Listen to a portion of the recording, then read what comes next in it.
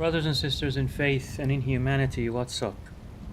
Um, I just ended the stream that has to do with the final push on my Sorcerer, in the final mid-game leveling push on my Sorcerer, and now I hit 90 and I got this quest, Echo of Hatred, find the Echo of Hatred.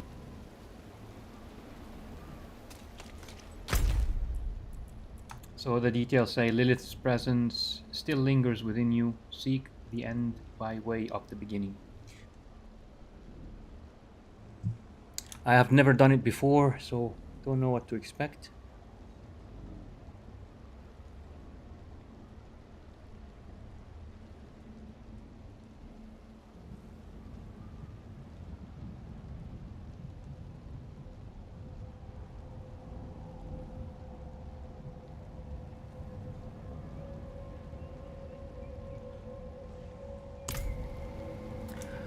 But regardless, yeah, let's go for it. See how it goes.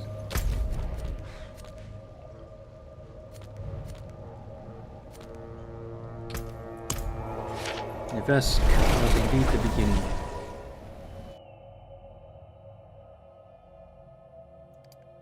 The campaign was pretty decent, in my opinion, of the game, and I definitely want to. I want to make a series about commenting on the lore of the game, because it has a lot of problems. Of course, I mean there are. It was well done. It's one of the those well done campaigns in the recent years. And the gaming scene hasn't been doing very well recently because of all the greed, the corporate greed affecting the gaming scene, unfortunately, and the companies. Most of the well-known companies developing games have been just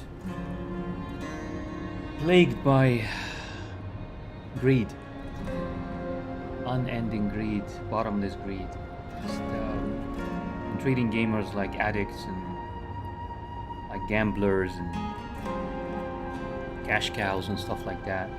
You can see it, and you can kind of see it in the way they treat their player bases, and the way they design the games, and the way they interact with their player base, which is quite unfortunate. So yeah, we haven't been getting like a lot of creativity lately, and one of the things that demonstrate this is that we've been getting a lot of remakes, which isn't a bad thing necessarily, but it just speaks of the creative bankruptcy that the gaming scene is living nowadays. In my opinion, at least, that's the impression I'm getting.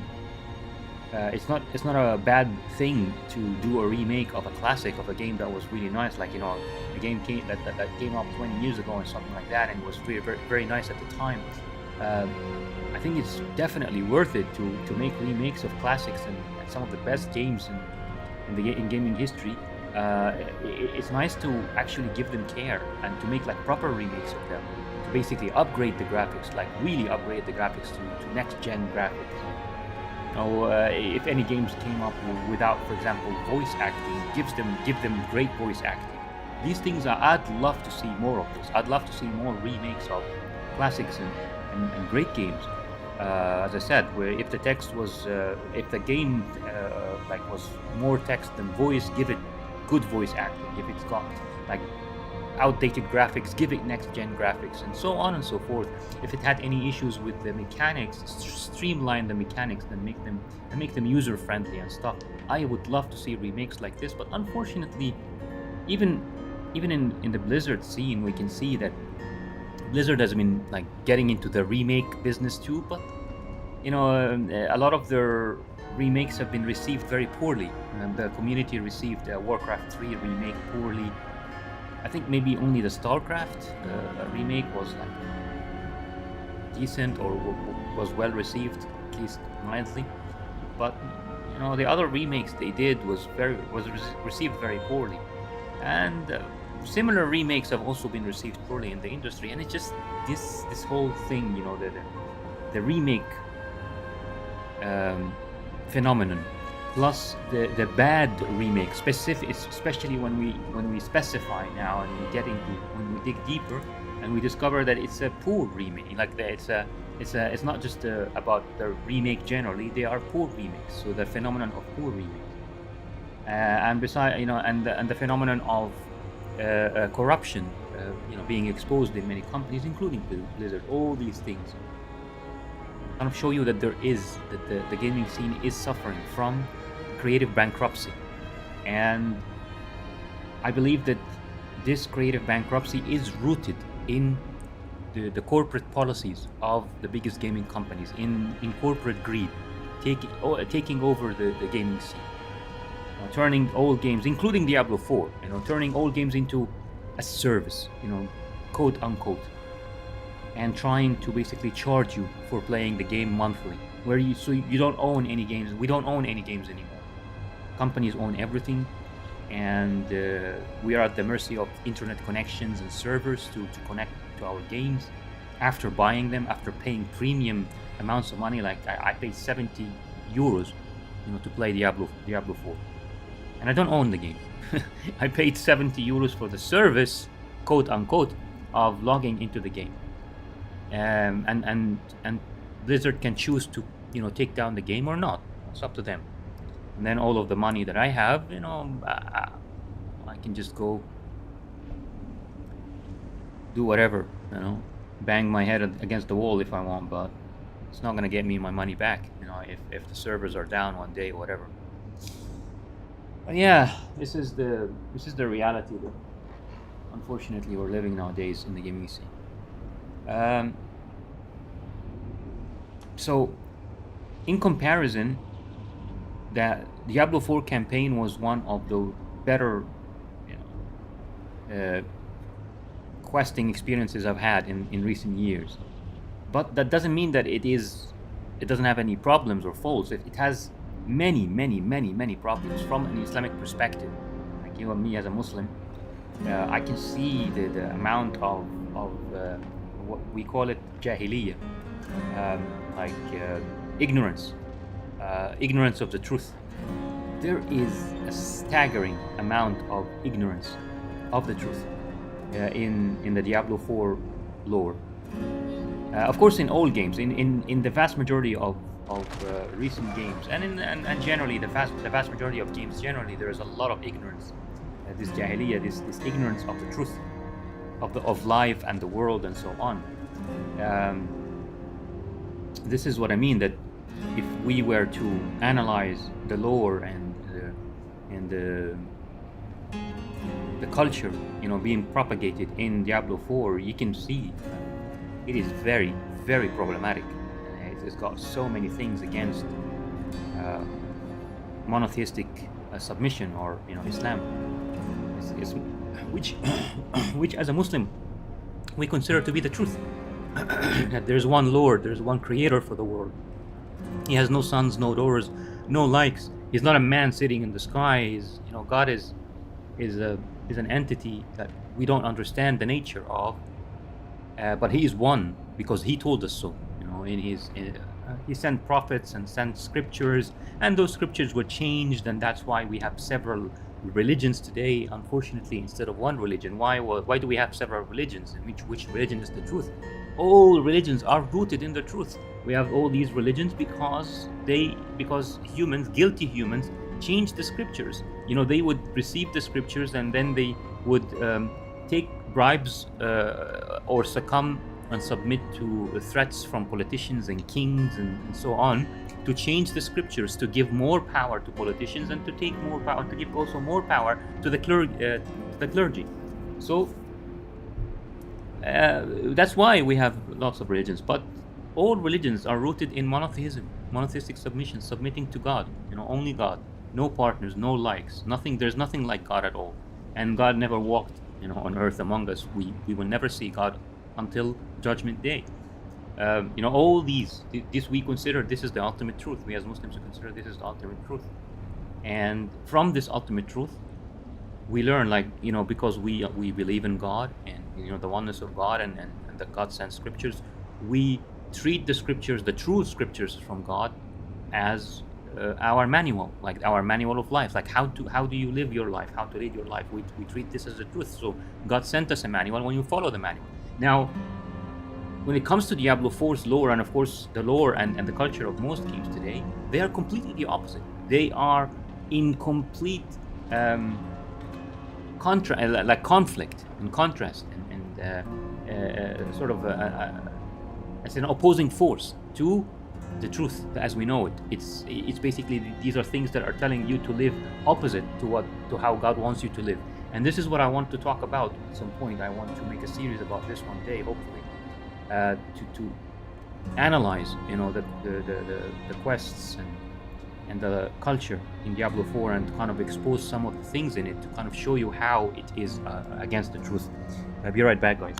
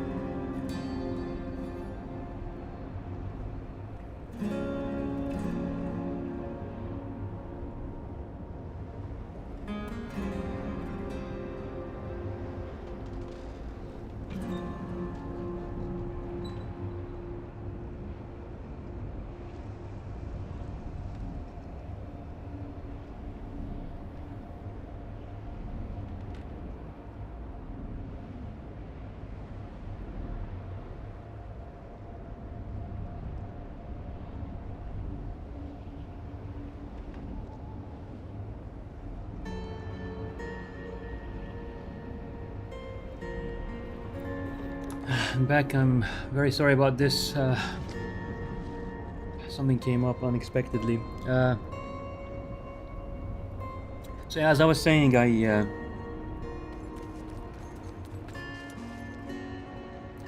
just moving a character a bit in case, you know, anyone watching the archived video wants to see like when there's a change, so they know like when I return to the keyboard or something. So anyway, as I was saying, I found the campaign and then the quests well done from an artistic perspective, but of course they are full of um, anti-truth things, you know, things that misguide humanity and misguide people. And well-informed people or people who read books and understand and contemplate what's going on in the world, they know. These people, they know that there's a global campaign against the truth. There's a global campaign against anything that would make humanity prosper. This might sound shocking to a lot of people, but this really is the truth. A lot of people think that liberalism, the so-called freedom, you know, is the way to prosperity and happiness in the world and what have you, and that the only evil in the world is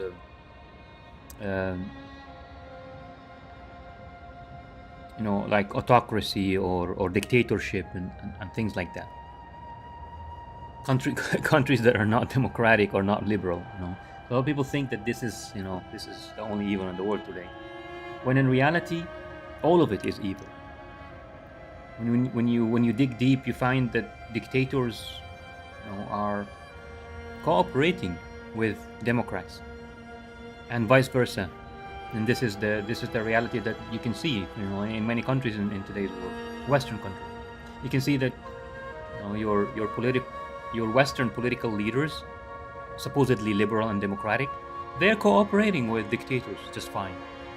They have no problems. They have no qualms, you know, to, you know, cooperating with dictators. So it's all the same. Democracy, liberalism, dictatorship, it's all the same in today's world. They're all evil. And the proof that they are all evil is that they are cooperating with each other. Interestingly enough, they all have one mission, and that mission is basically subverting the truth, preventing people from finding out the truth. And how do they do this? You know, the truth is largely in the message of Islam in today's world. So, and how do they subvert it and prevent it from reaching people? They stain the reputation of Islam and the Quran and Muslims and so on. They make people, they you know, make it sound like, you know, these things are bad and evil, so that, you know, they push people away from it. But the recent events in Gaza, they've pushed some people or inspired some people to actually they felt curious about the faith, you know, how our brothers and sisters in Gaza are strong in their faith, and they're being patient, and they have such strong faith that despite the horrific circumstances that they're going through, you can find them still being strong. You know, they're patient and strong, and they say, you know, beautiful things. So, you know, this is drawing a lot of people, making a lot of people curious about our faith, about Islam, and it's a good thing. More and more people are getting curious about the truth now, and I'm doing my small part here. If anyone bumps into this video, and whoever is listening, I'm saying that the global culture, even in games, even in a game like Diablo 4 now, is fighting the truth. It's pushing people away from the truth, and hopefully, you know, one day I can, you know, play the campaign and the quests, even the side quests in this game, and kind of show you the many examples of how the culture being propagated in Diablo 4 and in many other games is against the truth. It is antagonistic to the truth. It's antagonistic to what's good for people, you know, what's good for humanity. Hopefully I can, you know, demonstrate this in detail in a long series at some point. Anyway, until then, I'll start the quest now and see what this is about.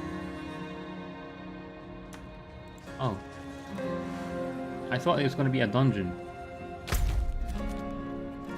Oh, it does look like a dungeon. Oh, okay. Alright, fair enough. It's going to be a dungeon. Alright.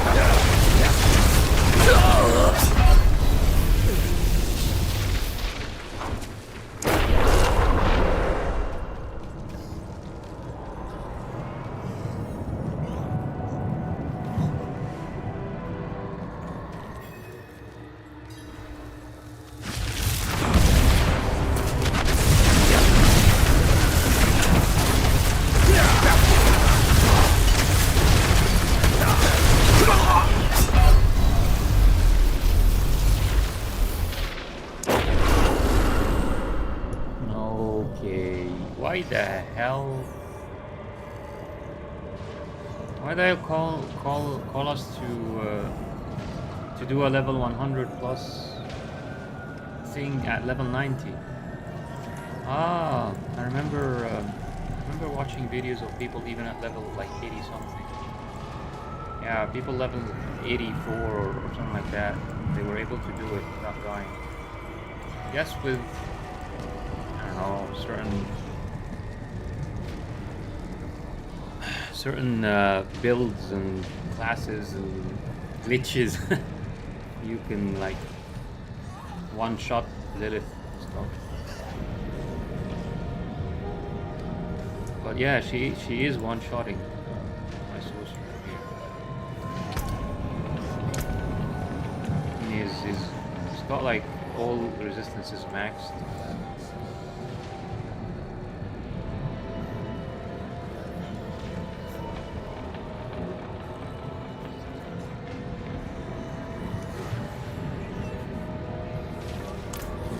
I don't know what to do. I'll just prepare and give it like 1 or 2 more attempts. I had a feeling I should probably level to 95 at least before coming here, but I thought like there was gonna be like some sort of quest. But then, you know, after like you know what I said. These priority quests usually aren't like really quests, you know, they're just introduction to game mechanics and stuff.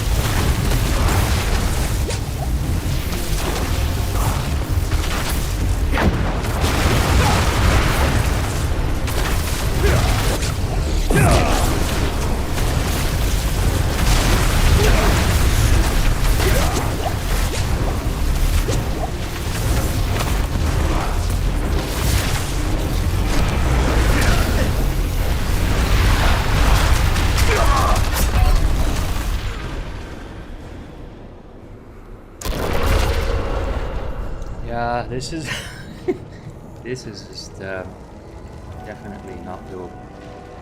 Just one shots, and yeah, like a lot of the attacks take my life down here, and then certain attacks with one shot. So, I don't think this is doable.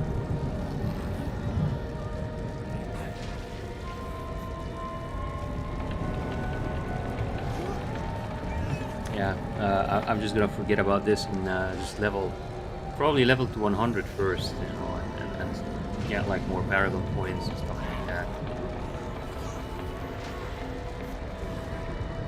It's too much damage, and I don't think I have any solutions for this. With my current like build and resources. And just learning of course, like you can learn the mechanics. Like if you can become an expert at the boss mechanics, then you won't take damage and stuff. But you know, I don't have time for this, especially like keep dying over and over again. And besides, it's better to learn the mechanics in a non-frustrating way with a powerful character that basically you can just see the damage, and whenever you take damage, you learn that. Okay, so that was like, you know, a mistake. I took some damage, but rather than, you know, learning with a weak character like this and just getting one shot over and over again to learn, that's just a lousy. It's not fun. That's a lousy experience. But getting like a bit of damage, something like here, for example, and then you learn. Okay, I took damage, and then what you're trying to do is basically win the fight without taking any damage, something like that, for example.